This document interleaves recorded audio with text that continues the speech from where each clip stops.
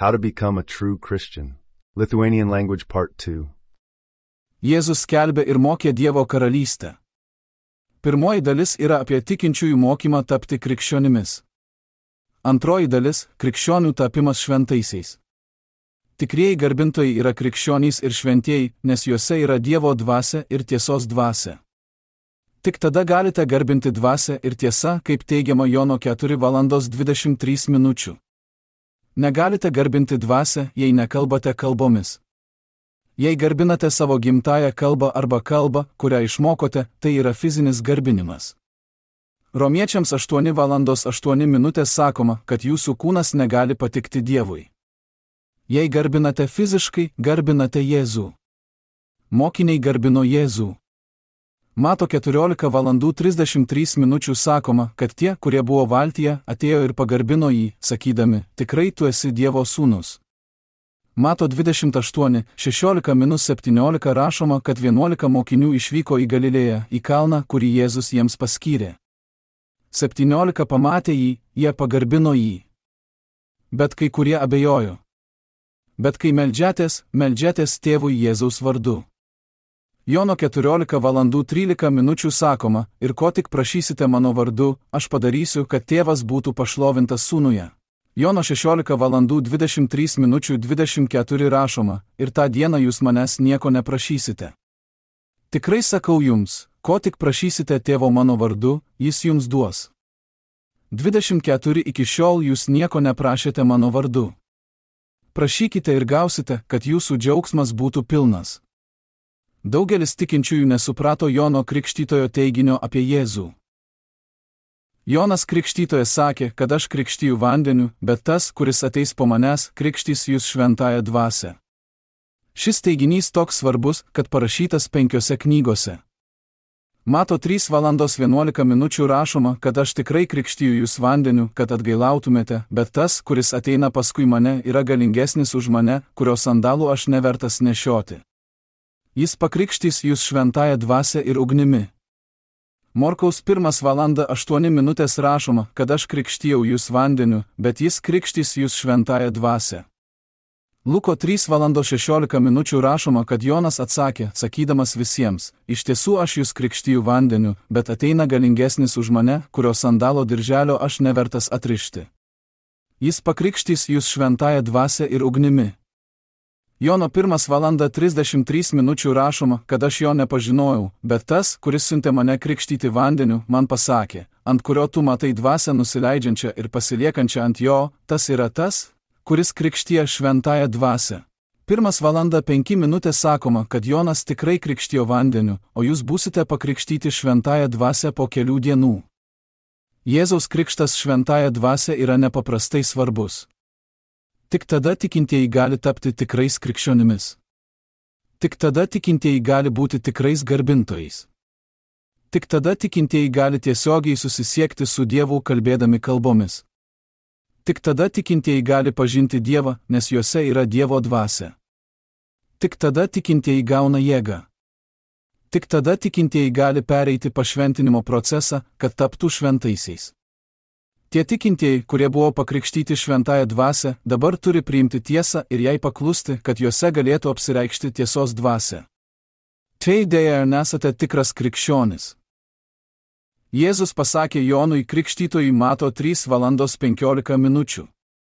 Jame rašoma, bet Jėzus jam atsakė, leisk dabar taip, nes taip mums dera įvykdyti visą teisumą. Tada jis leido jam. Tai perėjimas nuo fizinio teisumo išganimo prie dvasinio teisumo išganimo. Tai veda prie Jėzaus ir Nikodemo pokalbio. Jono 3:1 rašoma, kad iš fariziejų buvo vienas vyras, vardu Nikodemas, žydų valdovas. Šis vyras naktį atėjo pas Jėzų ir tarė, Rabi, mes žinome, kad tu esi mokytojas, kilęs iš Dievo. Nes niekas negali daryti tų ženklų, kuriuos darai tu, jei Dievas nėra su juo. Nikodemas tikėjo fiziniu teisumu ir vis dar turėjo pirminę dvasią. Jėzus paaiškino, kad jam reikia tikėti dvasios teisumu. Jono 3:3 rašoma, kad Jėzus jam atsakė, iš tiesų sakau tau, jei kas negims iš naujo, negalės regėti Dievo karalystės. Turite priimti Jėzų dvasiškai kaip savo gelbėtoją. Kai atgimstate dvasiškai, esate naujas kūrinys. 2 Korintiečiams 5:17 teigiama, kad jei kas yra Kristuje, tas yra naujas kūrinys, seni daiktai praėjo, štai viskas tapo nauja. Jūsų pirminė dvasia yra panardinta į Jėzaus dvasią, Kristaus dvasią. Kristaus dvasia yra gyvasis vanduo, kuris pakrikštija jūsų naujai sukurtą dvasią. Fizinių krikšto vandenių nereikia. Dievas suteikė būdą jūsų naujai sukurtai dvasiai pasikrikštyti. 2 Korintiečiams 5:16 rašoma, todėl nuo šiol mes nelaikome nė vieno pagal kūną. Nors mes pažinome Kristų pagal kūną, dabar mes jo nebepažįstame. Romiečiams 8:08 rašoma, kad tie, kurie yra kūne, negali patikti Dievui.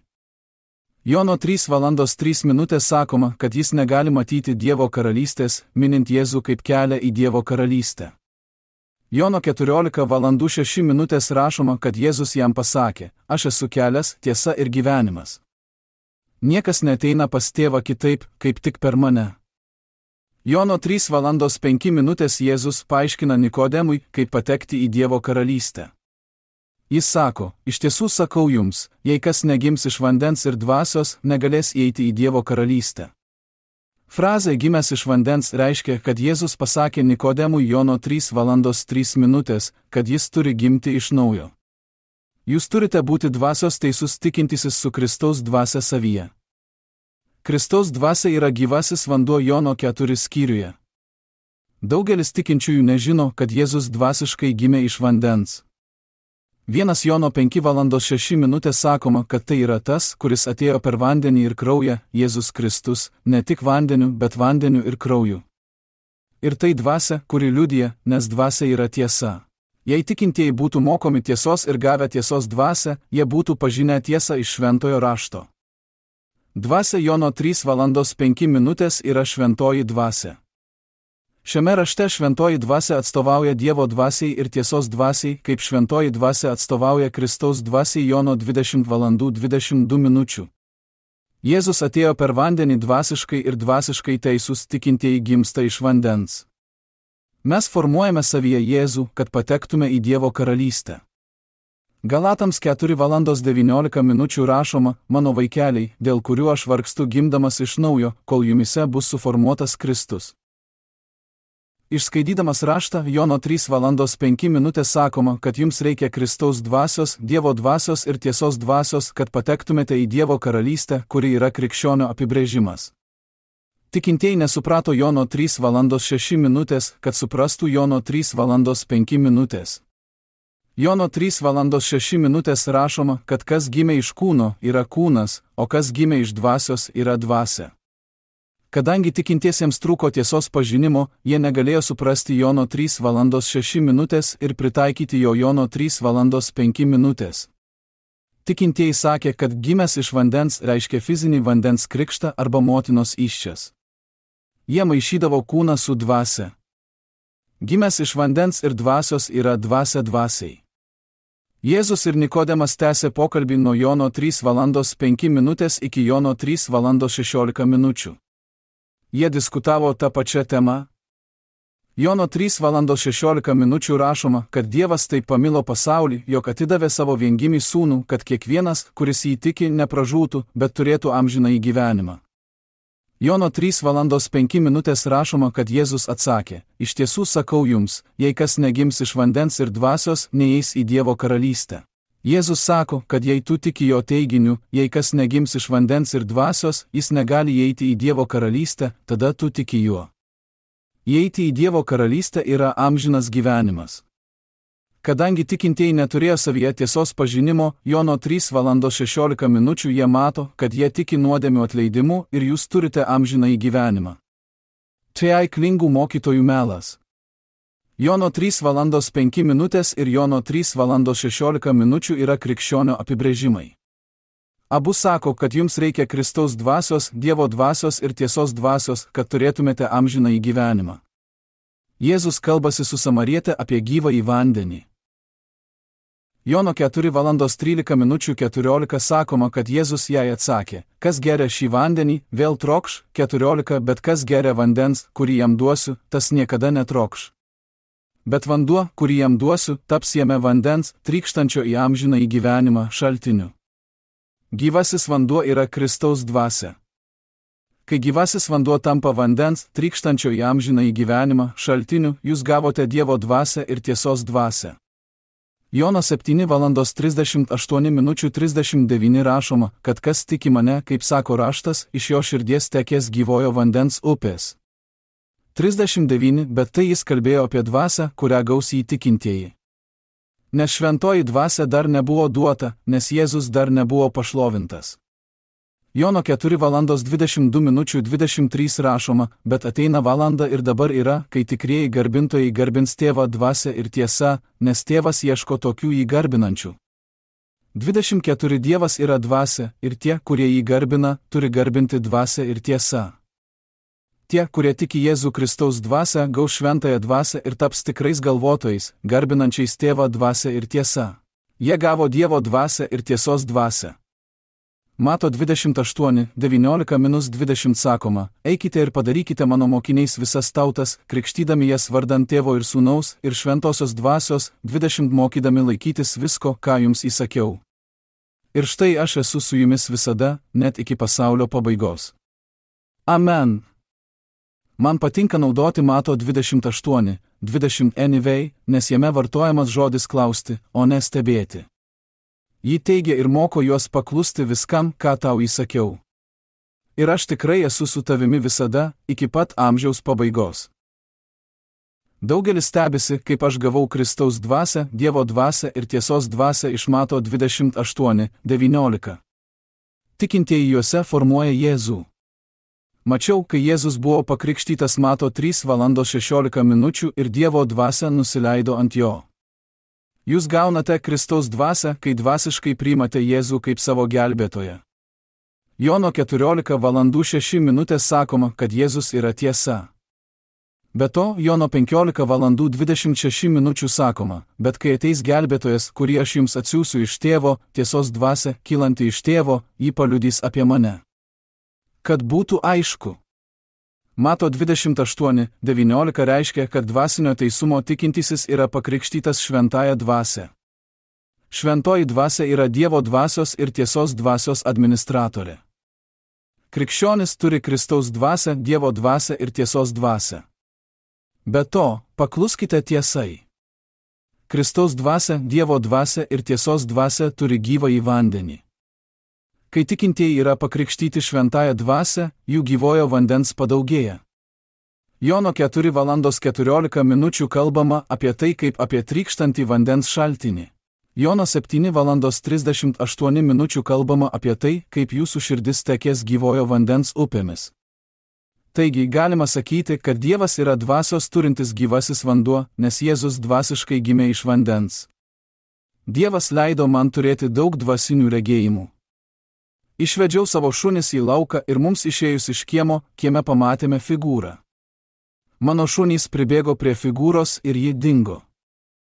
Atsirado dar viena figūra, bet šunys jos nematė. Figūrą aprašiau paėmusi kibirą vandens ir išmesdama jį į orą, ir jis suformavo kūną, einantį kaip vanduo.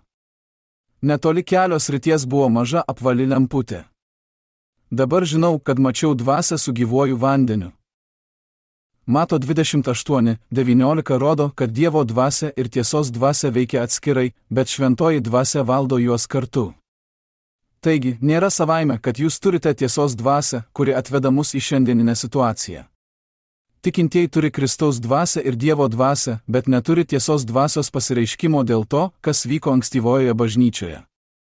Jūs nesate krikščionis, kol neturite tiesos dvasios. Morkaus 16:15:18 sakoma ir jis jiems pasakė, eikite į visą pasaulį ir skelbkite evangeliją visai kūrinijai.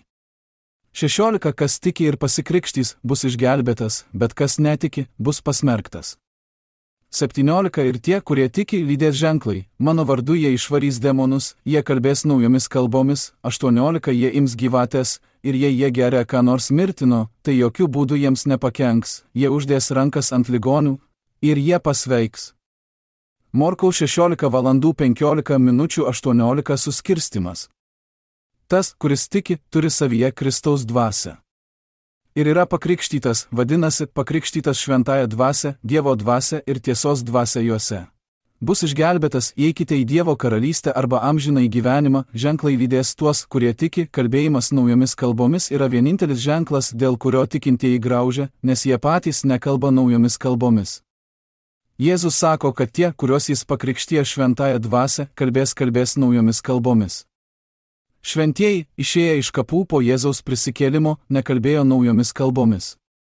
Mato 28:19-20 ir Morkaus 16:15-18 kalbama apie tą patį. Noriu tai paaiškinti tikintiesiems. Kalbėjimas kalbomis nepriverčia šokinėti ir lakstyti bažnyčioje ar kur kitur. Tai jūsų fizinės emocijos. Romiečiams 8:08 rašoma, todėl tie, kurie yra kūne, negali patikti Dievui. Fizinis yra kūnas. Be to, jūs galite kontroliuoti, ar kalbate, ar ne. 1 Korintiečiams 14:28 rašoma, bet jei nėra vertėjo, tegul tyli bažnyčioje ir tegul kalba sau ir Dievui. 1 Korintiečiams 14:02 rašoma, kad kas kalba kalbomis, kalba ne žmonėms, bet Dievui, nes niekas jo nesupranta, tačiau dvasioje jis kalba paslaptis. Kalbėti kalbomis Dievui labai svarbu. Luko 12:49:51 Jėzus pasakė, kad atėjau pasiųsti ugnies į žemę ir kaip norėčiau, kad ji jau užsidegtų. 50 Bet aš turiu krikštą krikštytis, ir kaip aš vargau, kol tai įvyks. 51 Ar manote, kad aš atėjau duoti ramybės žemei? Sakau jums, visai ne, o greičiau padalyjimas. Luko 3:16:17 rašoma, kad Jonas atsakė, sakydamas visiems, iš tiesų aš jūs krikštiju vandeniu, bet ateina galingesnis už mane, kurio sandalo dirželio aš nevertas atrišti. Jis pakrikštys jūs šventąja dvasia ir ugnimi. Apaštalų darbai 2:02:4 rašoma ir staiga iš dangaus pasigirdo triukšmas, tarsi pučiantis stiprus vėjas, ir jis užpildė visus namus, kuriuose jie sėdėjo. 3 Tada jiems pasirodė suskirstyti liežuviai kaip ugnies, ir ant kiekvieno atsisėdo po vieną. 4 Ir jie visi buvo pripildyti šventosios dvasios ir kaip dvasia davė jiems ištarti. Jokūbo 3:06 rašoma, o liežuvis yra ugnis, neteisybės pasaulis. Liežuvis yra taip sudegintas tarp mūsų narių, kad suteršia visą kūną ir uždega gamtos tėkmę, o jį uždega pragaras. Dievas prisijaukino liežuvį savo tikslui. Šiuo vaizdo įrašu siekiama suteikti jums tiesą, kad taptumėte tikrų krikščionių. Krikščionio apibrėžimas randamas visose Evangelijų knygose. Krikščionis turi Kristaus dvasią, Dievo dvasią, tiesos dvasią ir jose paklūsta tiesai. Būti tikrų krikščionių yra tik kelias tapti šventuoju. Jūs vis tiek turite pereiti pašventinimo procesą, kad taptumėte šventuoju. Šventasis yra šventas ir gali vaikščioti su Dievu ir viešpačiu Jėzumi Kristumi. Tikintieji turi suvokti, kad Jėzus savo tarnystę pradėjo tik tada, kai buvo pakrikštytas Dievo dvasia. Mato 3:16 Jėzus yra Kristus ir jis yra tiesa. Jono 14:06 jam kaip mokiniams nereikėjo nei Kristaus, nei tiesos dvasios. Mokiniai nepradėjo savo tarnybos, kol nebuvo pakrikštyti šventąja dvasia. Apaštalų darbai 2:04 jie gavo Dievo dvasią ir tiesos dvasią. Mokinius, kaip tikinčiuosius, Jėzus mokė tiesos. Mokiniai atitiko reikalavimą gauti tiesos dvasią ir tada galėjo skelbti bei mokyti Dievo karalystės. Tačiau Jėzus suteikė mokiniams galę skelbti ir gydyti ligonius, kol jie nebuvo pakrikštyti šventąja dvasia. Luko 9:1:2 rašoma, tada jis sukvietė savo 12 mokinių ir suteikė jiems galę bei valdžią prieš visus demonus ir gydyti ligas. 2 Jis pasiuntė juos skelbti Dievo karalystės ir gydyti ligonių. Ši galia nebuvo nuolatinė. Ar supranti, ką aš sakau? Prieš gaudami tiesos dvasią, turite būti mokomi tiesos.